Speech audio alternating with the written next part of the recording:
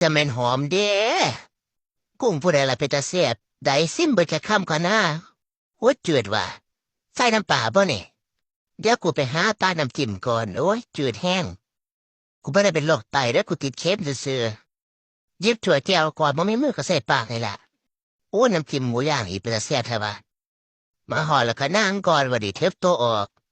ว่างมาข้างๆปาดกูมึงบอกคือเป็นตาแซ่บแท้กูร้อยจะค่ำเนี่ยนะ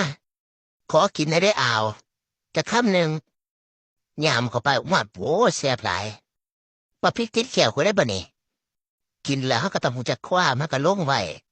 ถามาสุกจะเบิดหนึ่งก้อนบ่นี่ไปหายางเล่นโอ้ยตัวอื่นเป็นที่ไหนเนาะคือเงียบหนาวแท้ป้าแล้วคือหน้าร้อยเด้อสู